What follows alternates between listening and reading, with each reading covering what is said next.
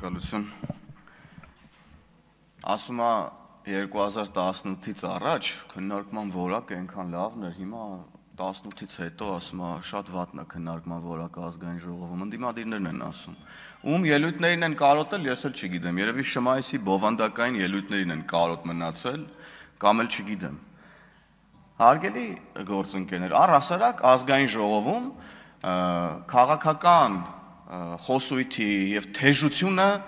բովանդակությունը հիմնականում ընդդիմությունն է ապահովում։ Եվ ես որ հիշում եմ 2018-ից առաջ ազգային ժողովում ինչ էր տեղի ունենում, եթե 2018-ից առաջ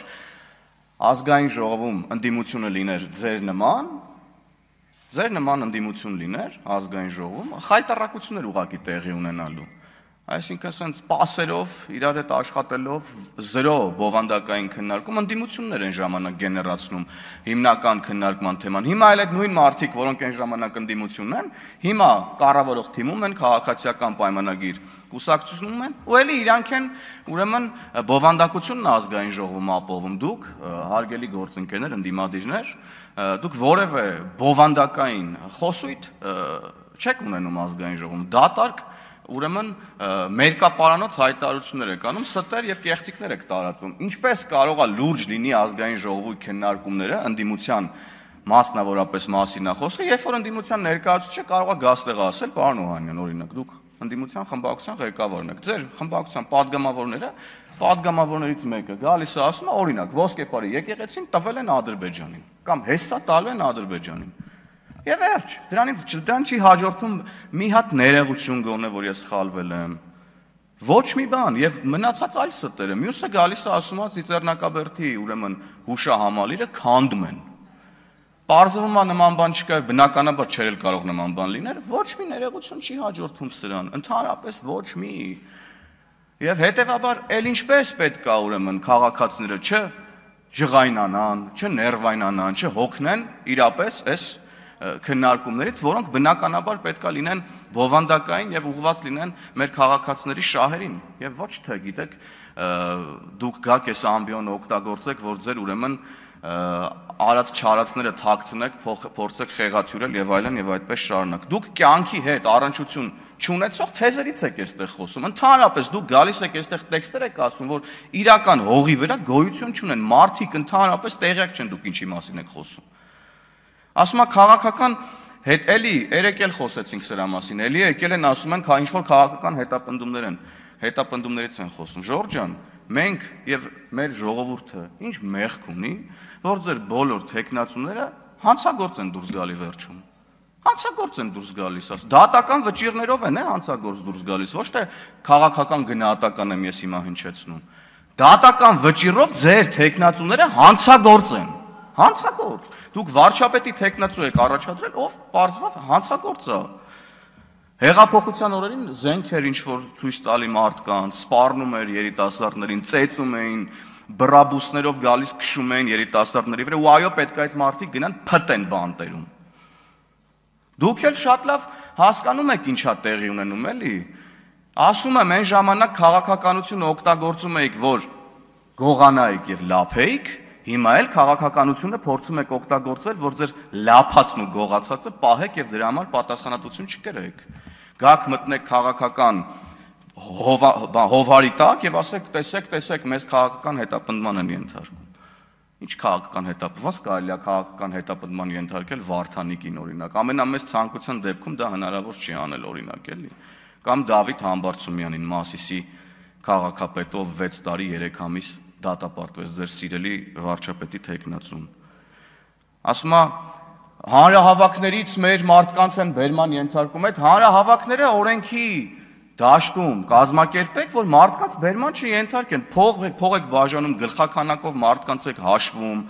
մի կողմից եկեղեցականներին եք ստիպում գան մասնակցեն ձեր հավաքներին Ռոբերտ Քոչարյանին ծափ տան քահանաների շորերով, խաչը վզներին բերում կանգնացնում եք հրապարակներում, ասում եք ծափ տվեք Քոչարյանին։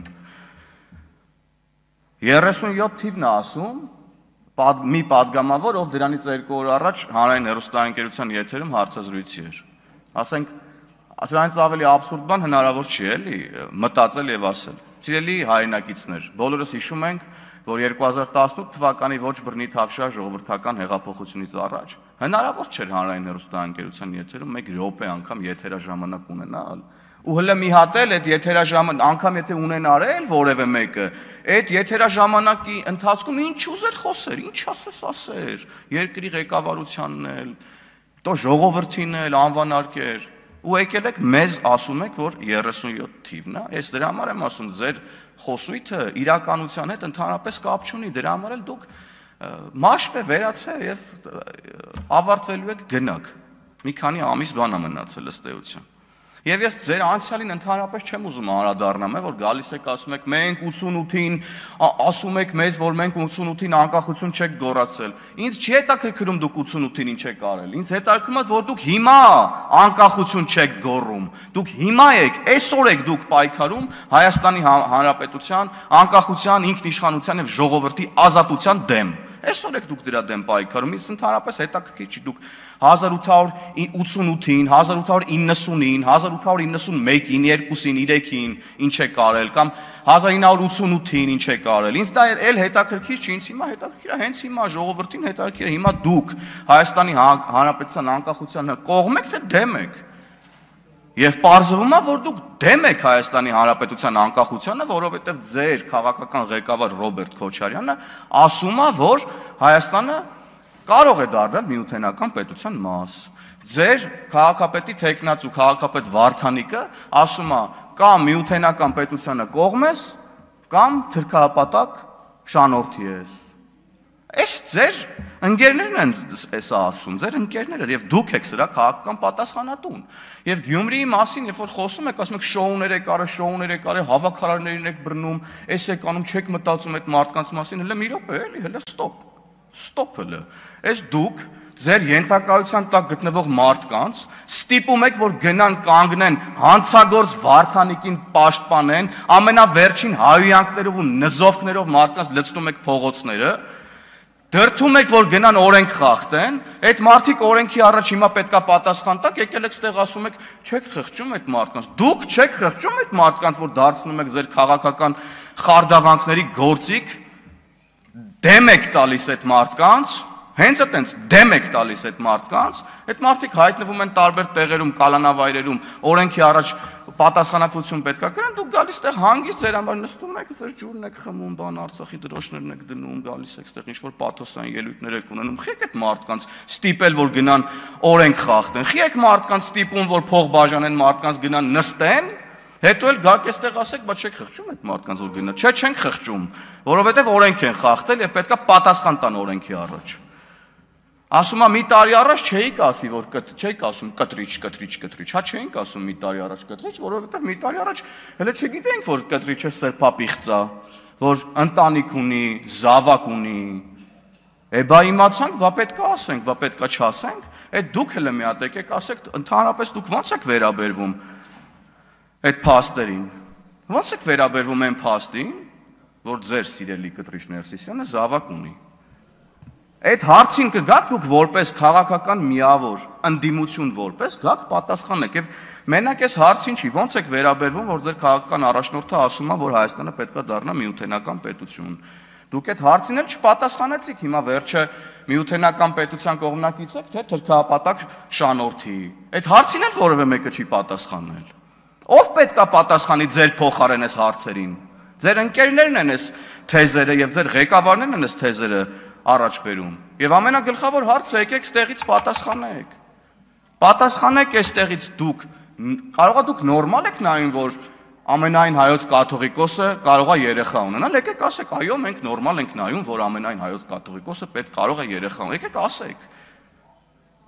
Թե չէ եկել եք ասում եք եկեղեցին եք դարձրել, չգիտեմ, հարձակվել եք եկեղեցու վրա, ես ասում եմ դուք քաղաքականությունն եք դարձրել ձեր համար վահան, տեսակ որ դա ձեզ չի փրկելու, որևէ մեկը չի կարող ականջալուր լինել ձեր մտածածին, մերկապարանոց հայտարարություններին քաղբանտարկյալներ լինելու մասին մարդկանց վերաբերյալ, որոնք պոտենցիալ հանցագործ են եւ արդեն դատական վճռով են հանցագործ, ում եք ուզում խաբեք ընդհանրապես։